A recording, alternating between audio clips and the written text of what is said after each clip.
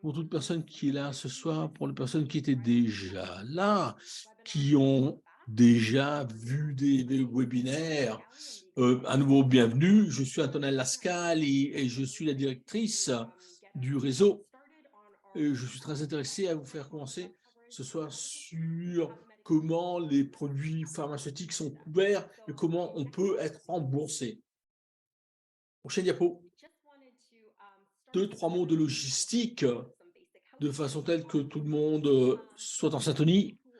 Pour les personnes qui vous préférez écouter en français, vous allez trouver un globe de façon telle que vous pouvez appuyer et obtenir l'interprétation vers le français. Entre autres, tout est enregistré dans les deux langues, de façon telle qu'on peut maintenant l'afficher dans les deux langues sur le site Internet. En outre, tous les participants vont être maintenant vont être là et pour minimiser les bruits, vont être là et vont au début écouter. Et c'est quand ils parlent qu'ils peuvent parler.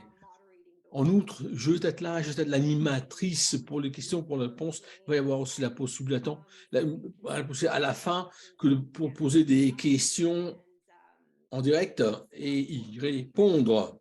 Mais ça, c'est à la fin. En outre, je vous rappelle aussi que ces renseignements qui sont partagés sont des renseignements généraux. Et c'est donc, si vous avez des questions vraiment spécifiques, je vous invite vraiment à en parler plus tard, en voyant des questions, après quand on peut répondre, mais ça peut être quelque chose en tête à tête, hein, surtout quand c'est très spécifique. Tout d'abord, on va passer par les questions qui sont générales. Après ça, il faudrait aussi remercier, il faut remercier Jensen et Uma qui sont nos parraineurs pour l'événement. Je vois que les gens sont en train de dire où ils se trouvent géographiquement. Par exemple, c'est en Ontario comme moi. Il y a aussi des personnes qui sont dans le Labrador. On est un peu partout dans le pays. Il y a des gens donc qui viennent, se trouvent un peu partout. Je vous dis. Ah non, c'est Janssen et Bristol Myers, les deux parraineurs. Pour les gens qui ne nous connaissent pas encore, nous sommes une entité à but non lucratif à niveau national, avec pour les personnes qui vivent avec le psoriasis et autres maladies liées au psoriasis. Et nous sommes là pour faire du plaidoyer, pour aider les personnes qui sont affligées par le psoriasis et les maladies à caractère psoriatique. C'est pour ça qu'on s'occupe de tous les sites internet, des médias sociaux. C'est là que vous allez nous retrouver. Je vous encourage à nous retrouver là. D'ailleurs, il y a aussi tous les anciens webinaires. Il n'y a pas que celui-ci d'aujourd'hui. Il y a tous les anciens webinaires qui sont disponibles.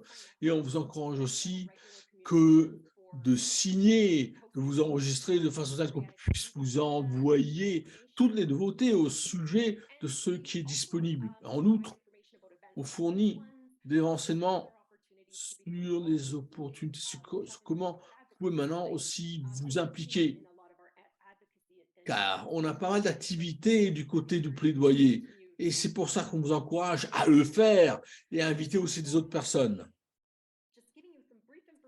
Je vais maintenant vous donner des renseignements ce soir, et il y a des participants orateurs qui ont donné des présentations fantastiques. Un des thèmes qui revient tout le temps, c'est non seulement le traitement, ça c'est typique, ça c'est vraiment le numéro un, il n'y a rien d'autre qui dépasse ça, parce que il y a tellement de choses qui changent tout le temps dans ce genre d'horizon. Bien sûr, les traitements, c'est le numéro un. Et toutes les années, on a des webinaires sur les traitements et comment les choses changent ici au Canada. La dernière fois qu'on a fait, c'était en automne avec Michael Porter. Donc, si vous avez un intérêt en ça, on a déjà un webinaire sur ça. Il y en a déjà plusieurs, ils sont déjà disponibles. Mais il y a aussi un autre thème qui est vraiment très, très important. C'est comment on peut avoir davantage d'accès au traitement pour le psoriasis, car on sait que vivre avec cela comporte pas mal de défis dans la vie quotidienne. Par exemple, et c'est donc très important d'être en mesure que d'avoir un traitement qui doit être disponible le plus vite possible à un prix abordable. Comme vous le savez, le traitement, l'accès au traitement ici au Canada peut être parfois un défi, car il y a pas mal de plans différents pour couvrir les traitements. Il y a plusieurs façons aussi que d'avoir accès, et comme vous allez le voir ce soir. Et c'est pour ça qu'on a pensé avoir une session sur comment on peut regarder à ces produits pharmaceutiques, comment on les obtient entre nos mains. Et ceci signifie aussi qu'il faut les payer ou se faire rembourser. Les gens donc obtiennent les produits et après quoi, il y a aussi des autres aspects, c'est-à-dire que quand vous regardez à vous-même et au reste de la communauté, ce qui est important, c'est vraiment de plaidoyer pour ses propres besoins. Et à la fin, on va avoir une session pour les questions et on va y répondre. Donc, gardez vos questions. Et le thème de ce soir est énorme. Et donc, rappelez-vous que par la suite, il va y avoir aussi un sondage pour voir si vous avez aimé ou pas, pour vos commentaires, de façon telle que vous pouvez nous donner une idée de votre retour pour qu'on puisse améliorer les présentations. C'est très important. Ce que je vous ai dit maintenant, je l'ai dit en quelques mots, mais en fait, il faut écouter ce que les participants ont à dire. On va commencer avec Wendy Gerhardt, qui est vraiment quelqu'un qui est là, qui a démontré année après année comment on peut collaborer. Ça fait 25 ans qu'elle est là, qu'elle a administré des entités à but non lucratif. Elle a aussi été dans les entités à but lucratif. Elle regarde toujours aux choses d'une façon novatrice. C'est quelqu'un qui est animé par ce qu'elle fait. On est vraiment très heureux qu'elle soit ici et qu'elle puisse nous aider. Il y a aussi Rachel qui fait aussi partie d'un autre réseau qui donc est relié à notre réseau pour les patients. Et c'est elle qui s'occupe du plaidoyer. Elle regarde à tous les réseaux qui s'occupent des questions de l'épiderme et elle nous amène, on a donc ces expériences qui viennent de ces deux présentatrices formidables. Et à nouveau, merci à tout le monde pour être des nôtres. Merci Antonella pour être des nôtres. Je voulais tout d'abord remercier le réseau, car vous avez maintenant un webinaire sur cette question, et pas seulement celle-ci, aussi pour d'autres R, AIRE, qui sont très importantes pour les patients. Et on voudrait aussi nous assurer que les gens comprennent toutes les procédures qui ont lieu pour qu'ils puissent faire un meilleur plaidoyer aussi de façon systématique pour eux-mêmes, pour les groupes. Et comme ça, il y a aussi un progrès d'un point de vue de ce travail. Et c'est pour ça que je voudrais vraiment remercier le réseau pour le webinaire de ce soir. Qui sont donc les parties prenantes? Qu'est-ce que font les patients? Qu'est-ce qu'ils peuvent faire en fait? Et après quoi, on va passer au moment quand on va poser des questions. Je vais vous donner une idée de ce qui se passe grâce aux prochaines diapos. Et Chantal va aussi vous parler du plaidoyer. Après quoi, comme Antonella l'a dit au début, sur des questions, placez-les dans la boîte des questions et des réponses. Prochaine diapo. Bien. Comment est-ce qu'on a accès aux médicaments ici au Canada? Il y a vraiment trois façons de le faire. C'est à travers les programmes publics, l'assurance privée et en payant par soi-même. Quand on regarde l'accès public, c'est là où les gouvernements, en général, les provinciaux fournissent de l'aide. Tout ça est administré par les gouvernements, aussi bien des provinces que des territoires. Et les plans sont là. Par exemple, fournissent des vaccins aux personnes, par exemple, les personnes à la retraite, pour des autres personnes qui ont certains problèmes. Une grande partie des plans ont aussi des plans pour couvrir certains médicaments, pour certaines conditions. Par exemple, les gens qui souffrent de cancer, les gens qui souffrent du diabète sont couverts de certaines façons. Quand on regarde maintenant l'assurance privée, là, c'est un employé, un employeur. Si l'employeur vous fournit des avantages sociaux, ils vont, par exemple, couvrir certains médicaments. Après quoi, en général, ce sont les employeurs d'une certaine taille.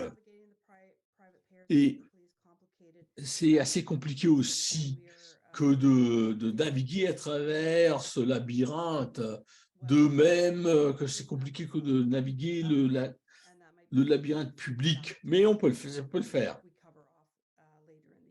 Et vous allez voir, c'est un autre webinaire sur cette question plus tard cette année-ci.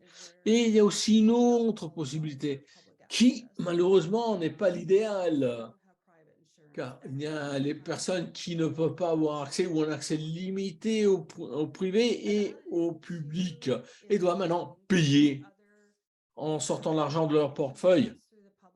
Ceci signifie aussi qu'on a des programmes qui sont opérés par les producteurs des produits pharmaceutiques. Et ça, c'est pas vraiment quelque chose qui ne va pas vous aider, car c'est seulement que finalement que quand l'assurance privée ne va pas vous aider, que oui, peut-être c'est la compagnie qui pourrait vous aider, peut-être avec un financement à travers leur système de support. Je voulais aussi souligner le fait qu'il y a des autres programmes pour les patients à travers les provinces, par exemple, Trium, qui est pour l'Ontario. Ça, c'est quand il y a un désastre quelque part. Là, on va essayer que de payer une partie des coûts relatifs à un médicament spécifique. Et ça c'est peut-être quelque chose qu'on pourrait discuter, mais il faudra un autre webinaire pour ça. Prochaine diapo. Je voulais vous donner une idée maintenant, un aperçu de ce qui se passe quand on regarde au remboursement ici au Canada. C'est pas vraiment la diapo la plus mise à jour, mais si vous regardez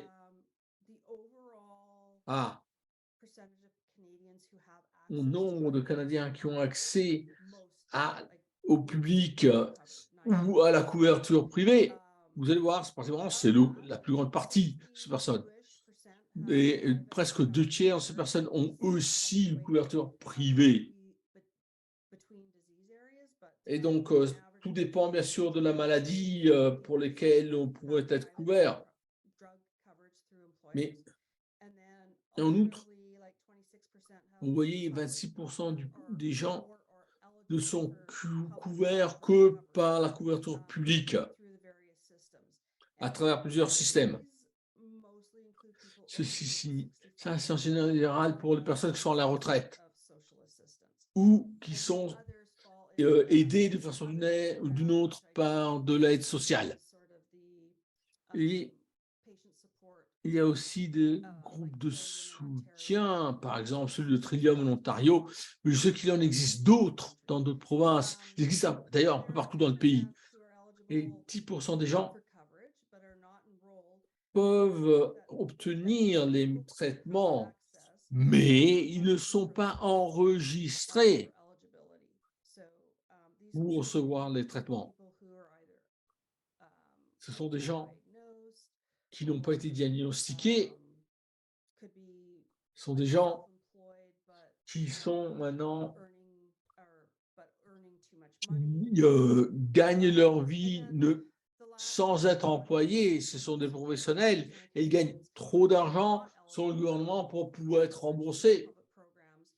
Et donc, ils ne sont couverts ni d'une façon publique ni privée. Et en général, les gens qui ne sont pas couverts, ce sont donc des personnes qui travaillent pour eux-mêmes. C'est plus ou moins comme ça, c'est ça le panorama ici au Canada. Prochaine diapo. Regardons maintenant tout de suite à la procédure ici au Canada. Il faut toujours regarder autant. On va maintenant regarder à comment un médicament est approuvé aussi au Canada. Il faut passer par la recherche et le développement. Tout d'abord, on découvre une molécule, il y a les études précliniques, il y a 3 phases cliniques, semble être facile. Ce n'est pas le cas. En fait, c'est très compliqué. Depuis le moment qu'on découvre une molécule et puis on arrive à avoir un médicament qui est disponible, ça prend des années, ça prend des milliards de dollars. Toute la procédure doit prendre aussi des milliers de volontaires qui doivent passer par les études cliniques, des scientifiques, des docteurs, et il n'y a aucune garantie que ça va marcher. Et c'est quand, à un certain moment, les chercheurs vont, quand ils voient qu'il y a quelque chose qui ne marche pas, ils vont essayer de voir s'il y a quelque chose qu'ils peuvent faire, et s'ils voient qu'ils ne peuvent rien faire, à ce moment-là, ils doivent abandonner. Et l'étude s'arrête là. Prochaine diapo. Comme je le dis, la procédure aussi au Canada est compliquée. Il y a plein de défis. Et aussi, ça ralentit l'accès aux médicaments, si vous voulez. Comme je vous l'ai dit, le système de remboursement ici au Canada est compliqué avec 19 plans différents, le fédéral, le territoriaux, les provinciaux et plusieurs groupes privés qui chacun ont leur propre liste de médicaments qui sont couverts. Cette procédure, vous allez le voir dans la diapo, prend entre 2 et 3 ans si on a de la chance. Ça peut être même un peu plus court, mais ça pourrait aussi être plus long.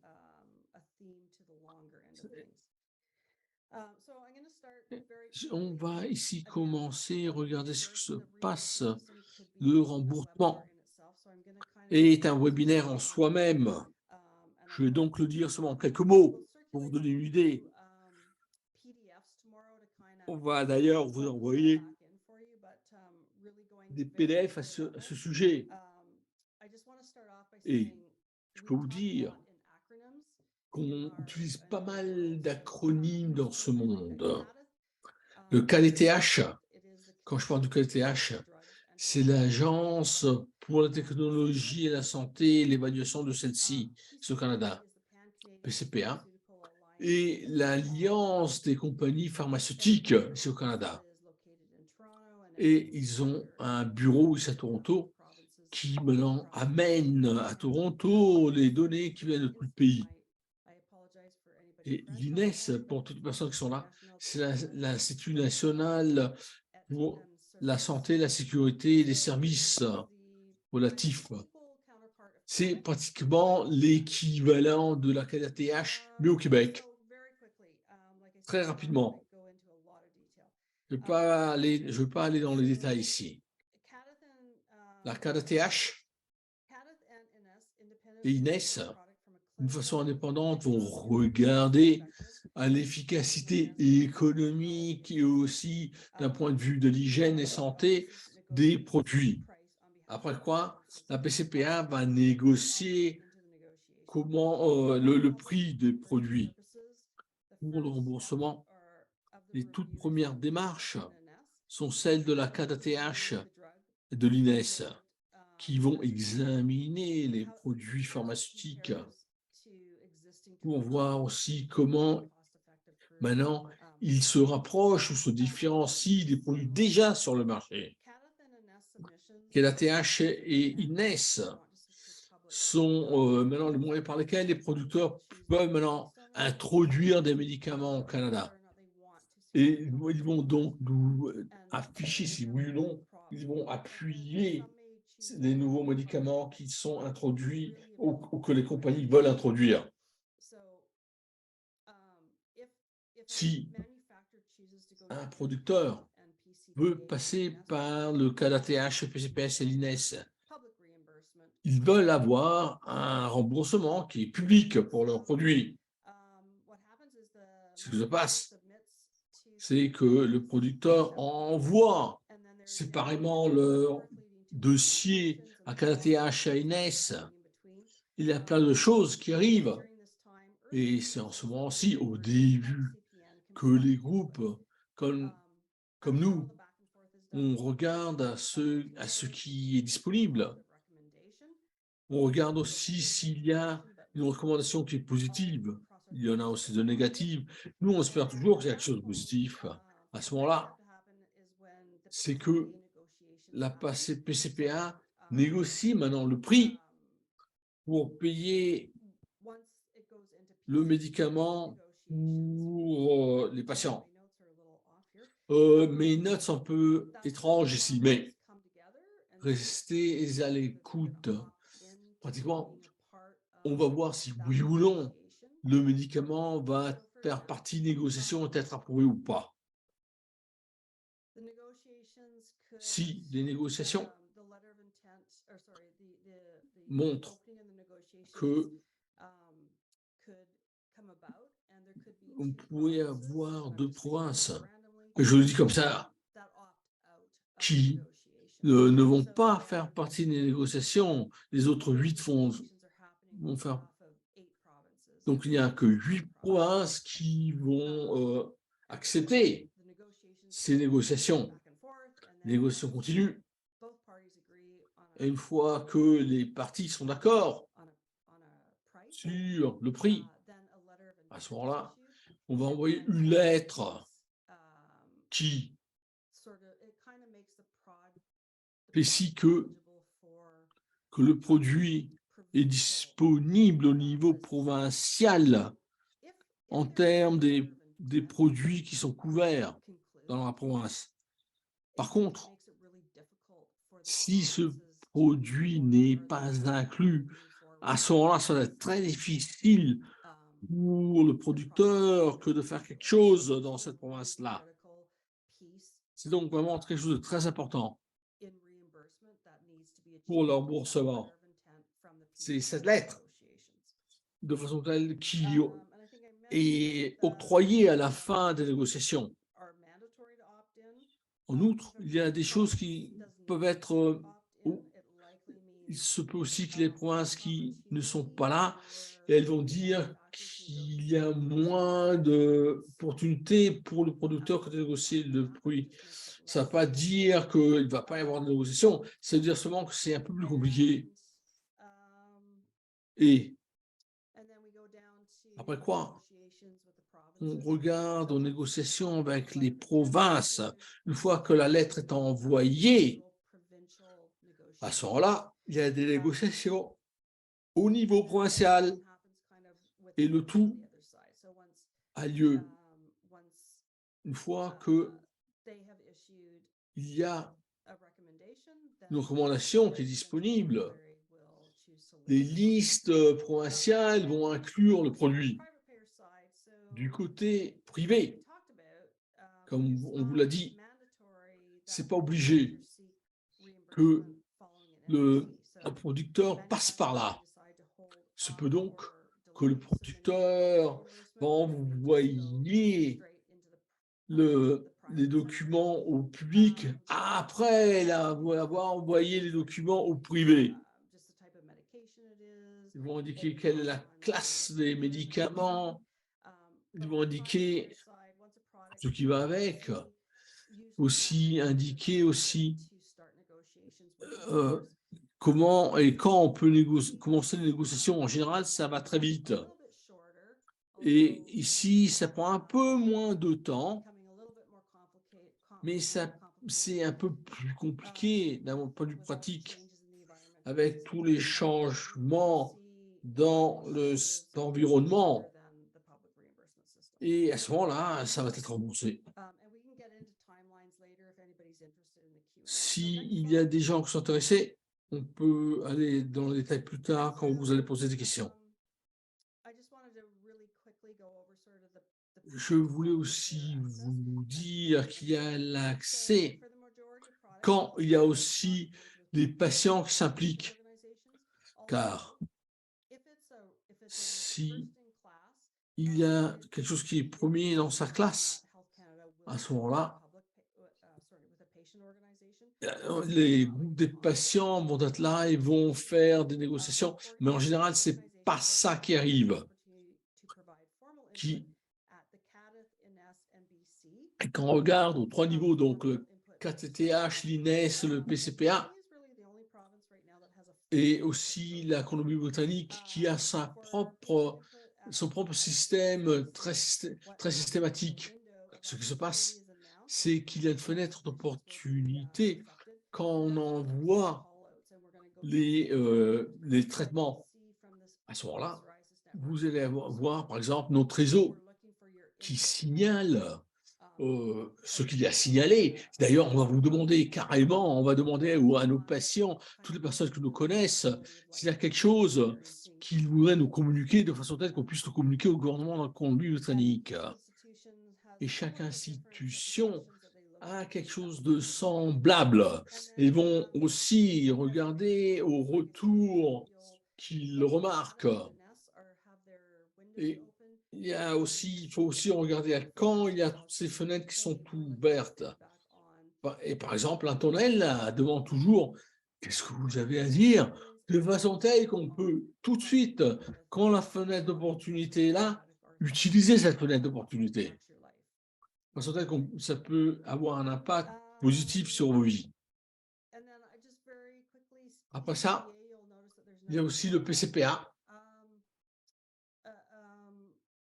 D'un point de vue formel, il y a un bureau plutôt qu'une institution qui rencontre les gros organismes ad hoc quand c'est nécessaire. À nouveau, je voulais signaler le temps. Le temps est vraiment très important pour qu'on puisse passer par toute la procédure, qui est un peu plus d'1 an. Mais ça peut prendre un peu moins parfois, mais aussi un peu plus. En outre, il y a plein d'autres opportunités d'un point de vue informel pour le PCPA ou même les députés au Parlement pour qu'on puisse maintenant indiquer qu'est-ce que ça veut dire que de vivre avec le psoriasis et quel est l'effet sur la vie quotidienne.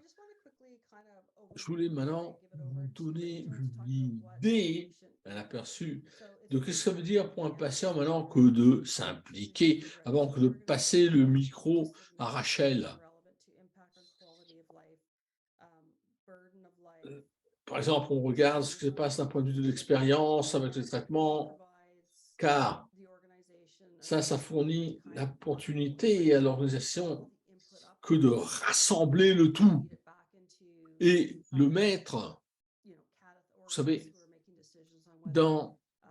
pour voir s'il y a des décisions qu'on peut prendre au sujet de ce traitement. Si par exemple, ça fait une différence énorme dans la vie des personnes, ça c'est de la valeur. Et valeur, c'est un mot qui vraiment vaut beaucoup.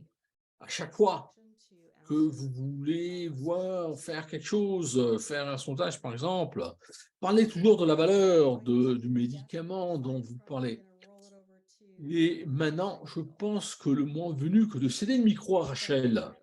Merci bien, merci bien.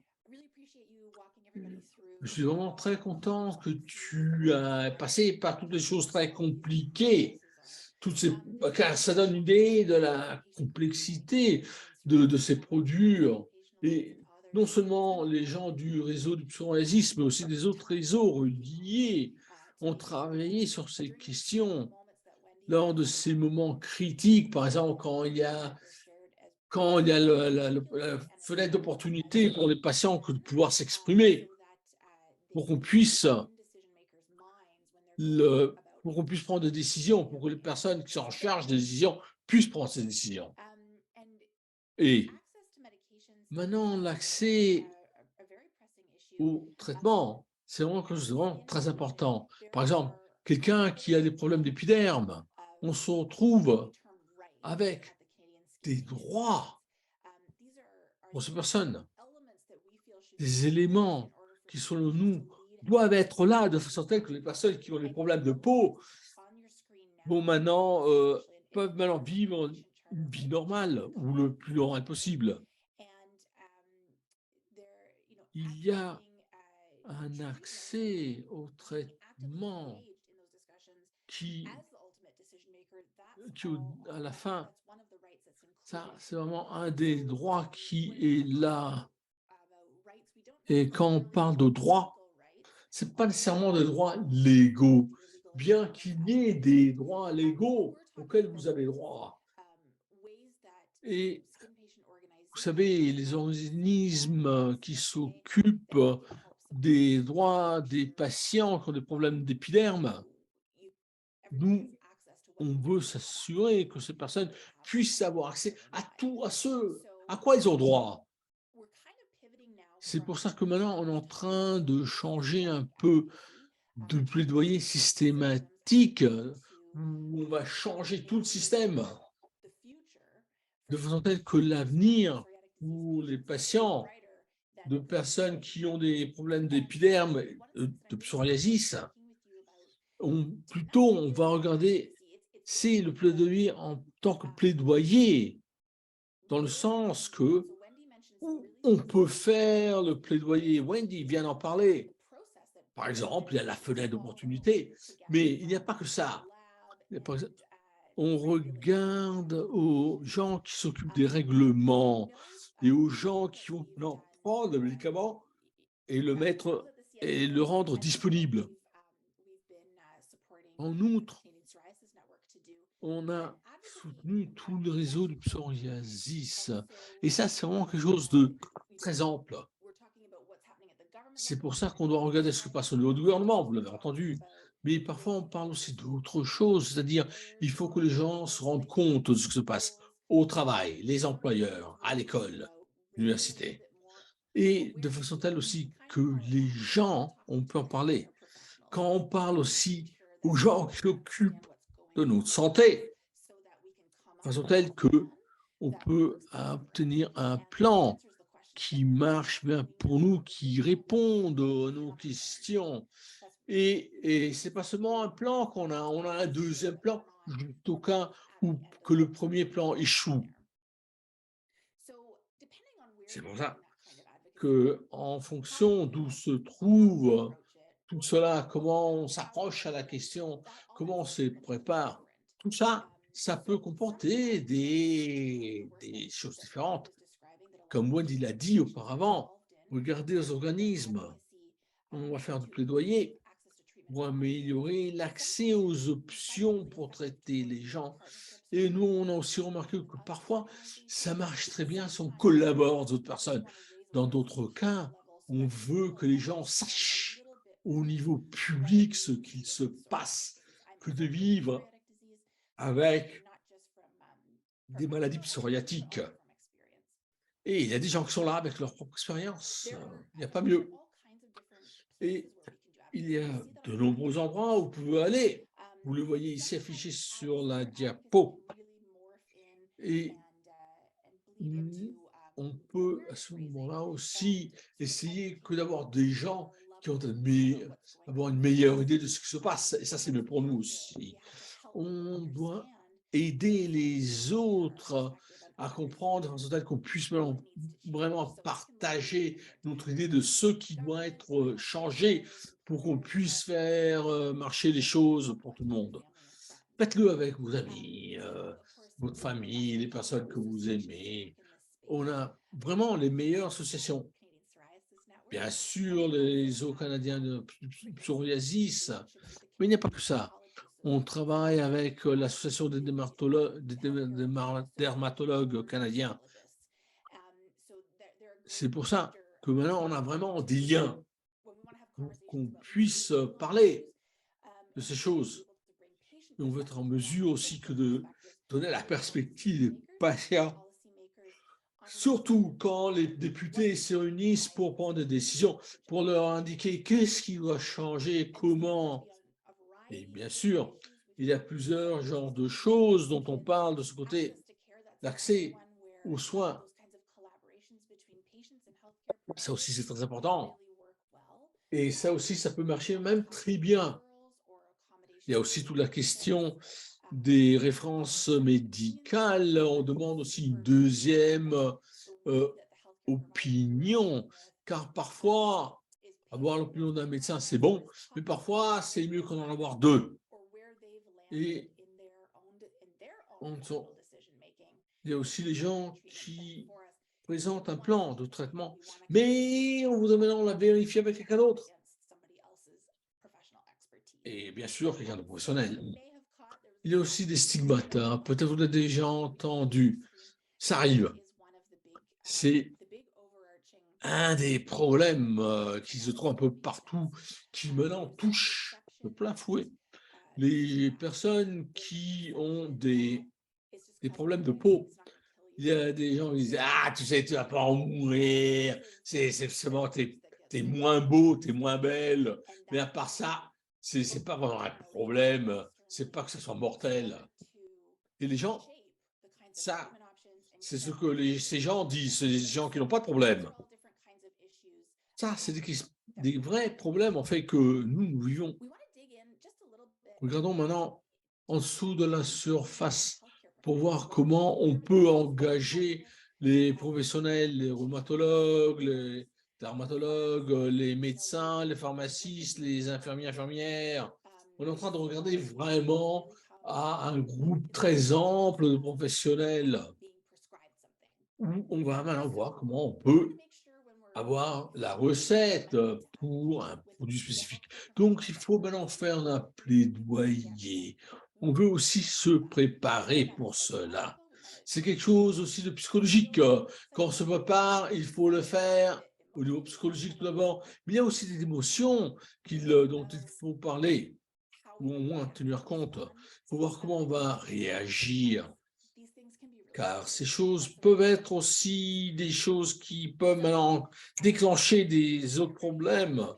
Pour se préparer, vous devez savoir comment vous allez avoir les bons renseignements au bon moment, décrire, pas oublier certains de vos symptômes, et vous voulez aussi vous assurer que peut-être il y a quelque chose qui est tout nouveau qui est là, ou bien vous avez quelque chose qui change. Vous devez aussi parler de qu'est-ce que vous avez essayé. Regardez au psoriasis, par exemple. Il y a toute une série de traitements. Et d'ailleurs, les personnes qui sont passées par là ont déjà eu plusieurs genres de traitements, car certains ont marché, d'autres n'ont pas marché. Et donc, ces personnes sont passées par plusieurs genres de traitements. Il y a d'ailleurs des gens qui vont aussi, comme là, que vous savez, ces traitements qui ne marchent pas, il y en a, il y en a plein. Mais il faut avoir une différence de ce côté. Par exemple, on va te dire, je veux te donner ce genre de pommade. J'ai essayé ceci, j'ai essayé cela, j'ai essayé ce jour-là, ça n'a pas marché. Ça va vous aider en fait, car vous êtes en train d'aider le professionnel, car maintenant le professionnel a une meilleure idée de vous en tant que patient, pour avoir une idée de ce qui pourrait marcher. Et en outre, vous savez, ça, cette bouteille, ça, je ne sais pas pourquoi, ça m'a rendu encore pire, je ne sais pas pourquoi. Ça, c'est des discussions dont vous avez besoin de faire. Rappelez-vous aussi que ce n'est pas seulement des produits qui sont disponibles à travers les recettes. Il n'y a pas que ça. Il y a des gens qui vont voir quelqu'un qui s'occupe de médecine traditionnelle chinoise, il y a quelqu'un qui s'occupe de quelque chose d'autre. Vous prenez des tisanes, mais rappelez-vous toujours que si vous êtes dans un endroit qui, selon vous, n'a pas de sens, il faut aussi, à ce moment-là, il faut que vous rappelez que vous vous demandez qu'on vous envoie ailleurs. Et c'est normal, c'est quelque chose qui arrive, faites-le. Il faut aussi l'entendre, ça. Il ne faut pas penser que ce n'est pas normal. C'est normal, en fait. Tout le monde a sa propre perspective. Moi-même, parfois, ça a marché. Quand il y avait le dermatologue qui est là, il voulait m'aider, etc., il y avait un plan. Et ça va marcher. Et je suis sûr que vous avez déjà passé par ça. Si vous êtes nerveux, je peux vous dire que, ouais, vous pouvez toujours aller voir un infirmier, infirmière, le médecin, et dire, vous savez, ça n'a pas vraiment marché. Vous pouvez le dire, pas pour vous. On peut le dire, on a le droit de le dire, faites-le. Et si vous avez des problèmes à le faire, il ne faut pas s'inquiéter. Il y a des organismes pour les patients, contactez-les, ils vont vous aider. On peut, comme ça, papoter et ça va vous permettre de vous approcher du thème.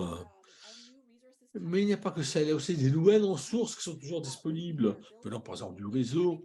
Et on est en train vraiment de vous fournir toute une boîte d'outils, une trousse d'outils.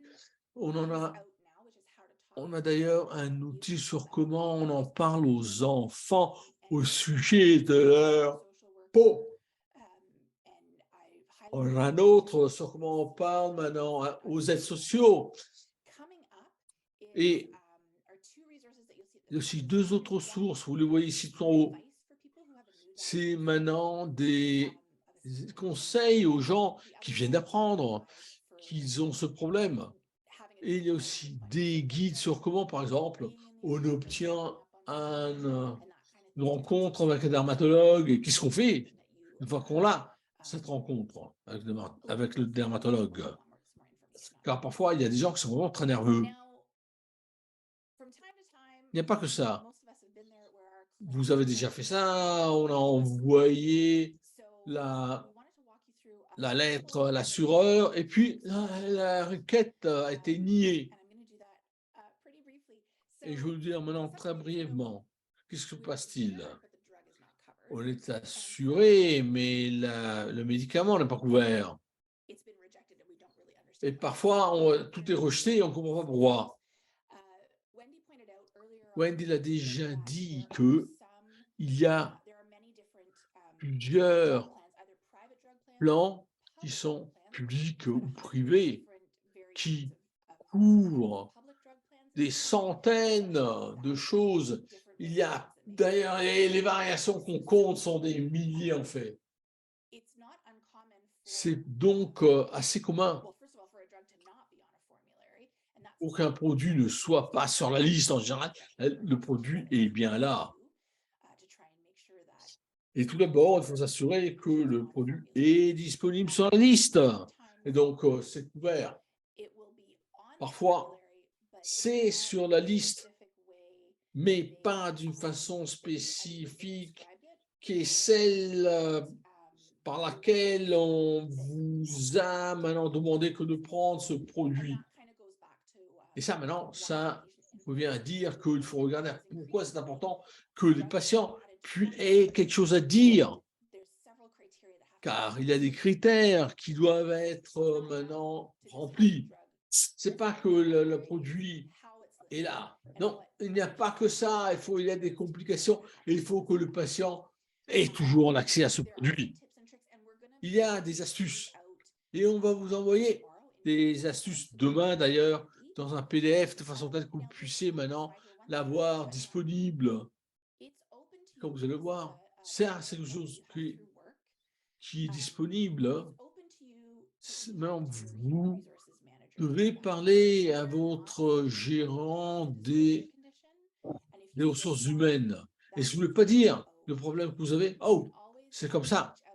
Vous pouvez toujours parler à quelqu'un d'autre, un CPM, parler à quelqu'un d'autre avec le réseau au sujet de qu'est-ce qui irait mieux pour toi. La CPM peut vous aider avec plusieurs articles, en explorant les options qui sont disponibles à vous. Et on peut toujours, bien sûr, vous informer. Ça fait partie de le plaidoyer. Vous savez, on peut faire pas mal de choses. Parfois, on peut aussi demander une couverture interne. Ça, c'est vraiment quelque chose qui dépend de vos circonstances particulières. L'autre chose, c'est que la CPN, le réseau, a fait si que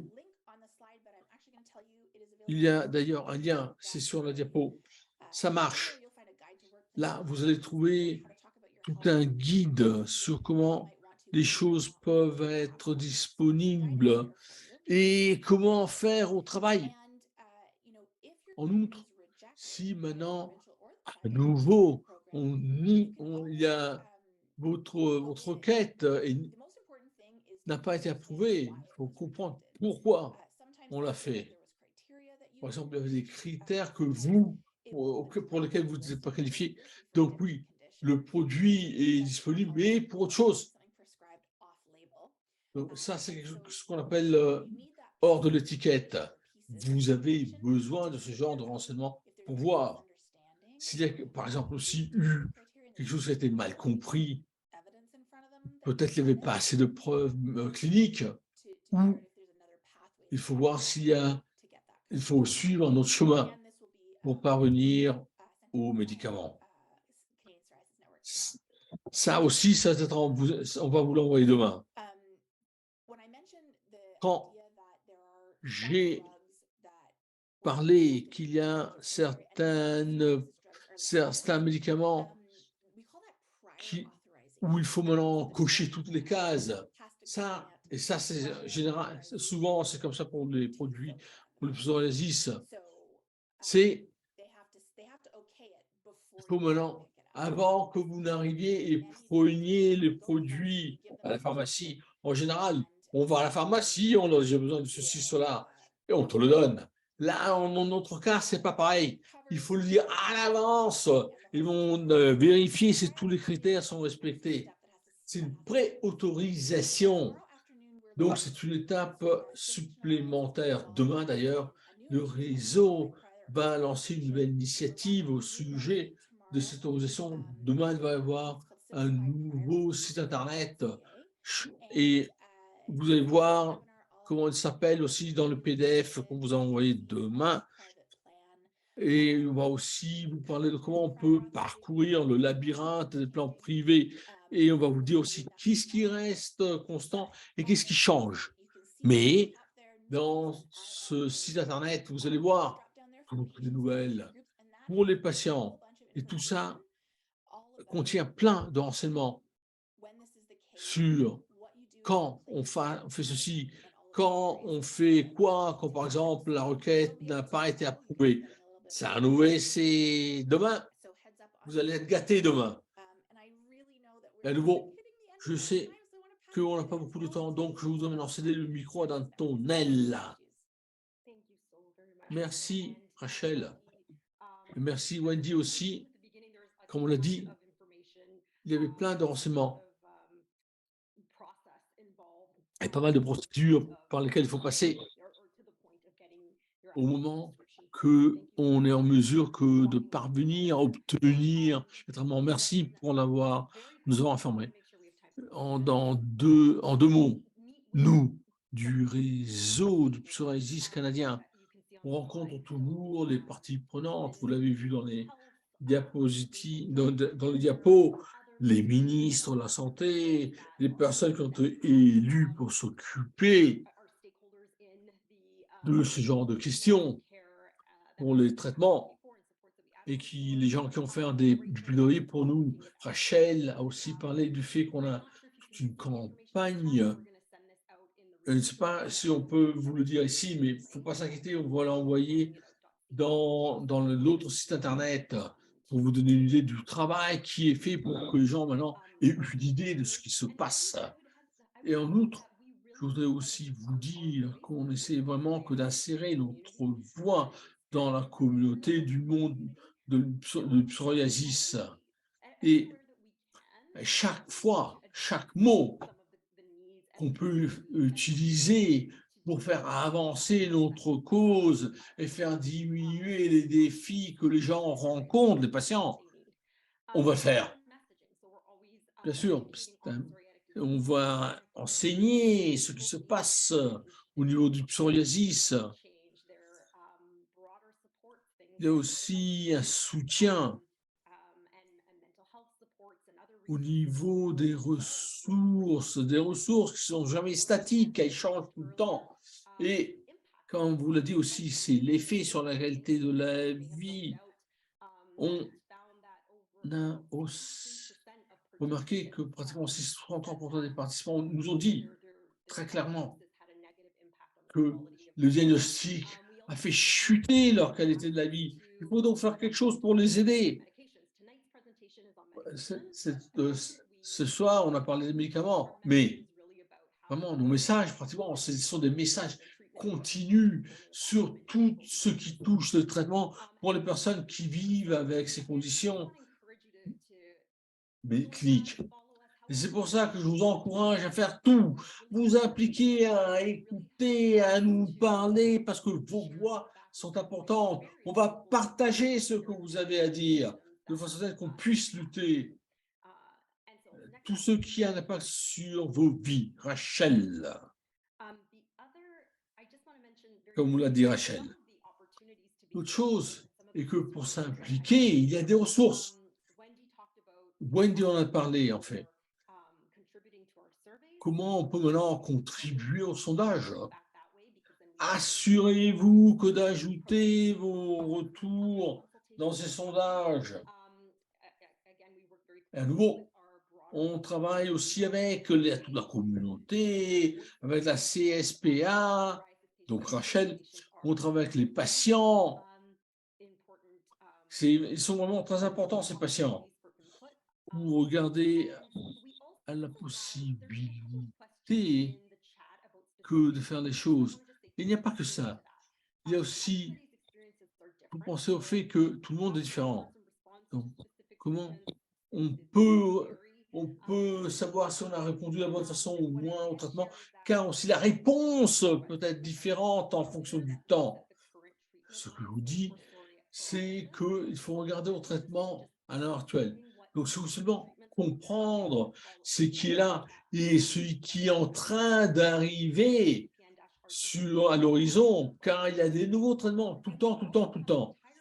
Et on a aussi toute une section, car quand Santé Canada envoie une notification de conformité en indiquant que ce produit est bon, à ce moment-là,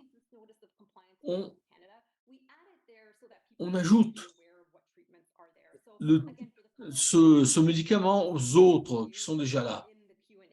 Vous allez le voir. Vous allez regarder à ces ressources.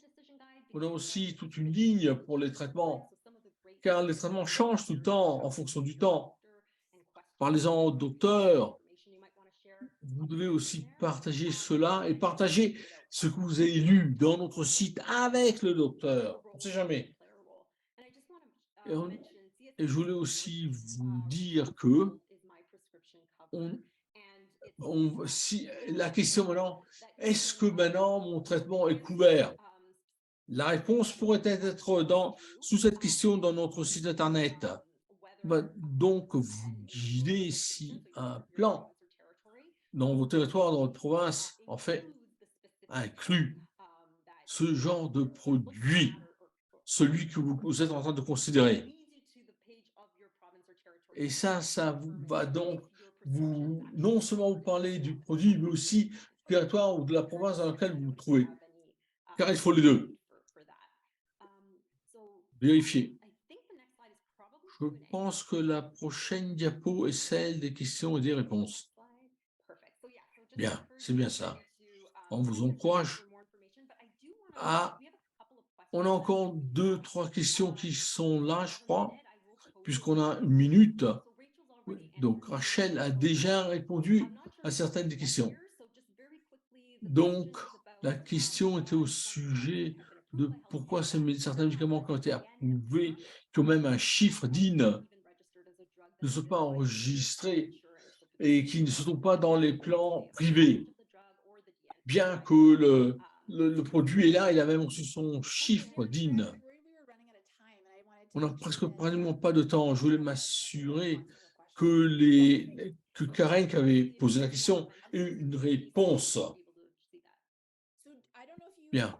Je ne sais pas si c'est quelque chose dont on vous a parlé, mais c'est ça. Wendy a parlé de ça.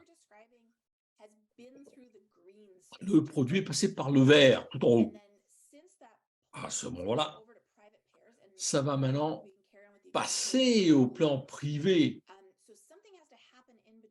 Ce qui se passe, c'est que maintenant, ce n'est pas instantané. Il faut maintenant que, par exemple, Blue Cross, la Croix-Bleue, va être l'assurance qui va s'occuper de la question. Or, c'est une compagnie énorme qui a des milliers parfois de listes de produits qui courent pour une compagnie ou enfin pour un employeur. Et parfois, il y a une compagnie qui a plusieurs genres de listes en fonction si on est en train de parler du PDG, d'un autre directeur, d'un cadre, en fonction du niveau des travailleurs. Le plan n'est pas le même. La compagnie qui fait le produit doit avoir négocié un accord avec cette compagnie d'assurance pour que maintenant le tout soit ajouté. Et ça, c'est une négociation entre les deux pour que maintenant ceci soit reconnu et les gens le comprennent. Donc, une fois que c'est vert, c'est disponible, mais c'est pas, peut-être que ça coûte trop cher. Et donc, on a besoin d'un plan pour pouvoir se le payer.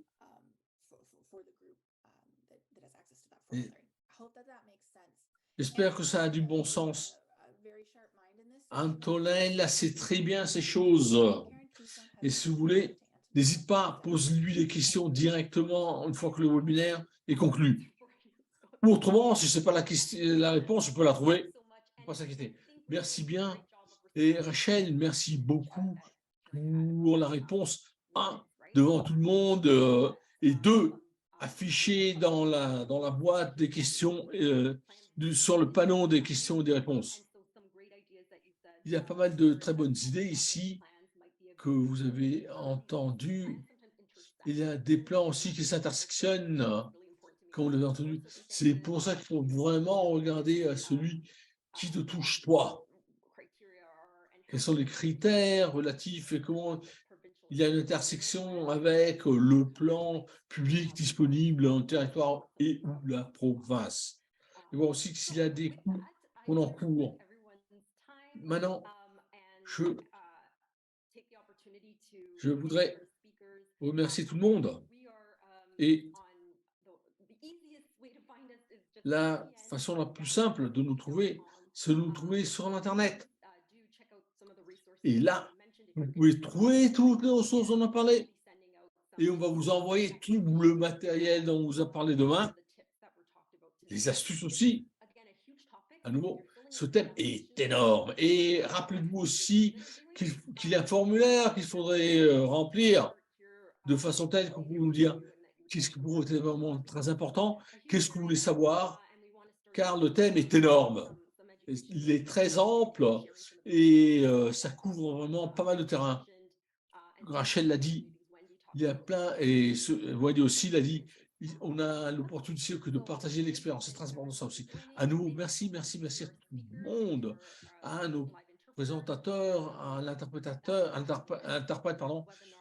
Et rappelez-vous que le tout a été enregistré et c'est disponible sur l'Internet.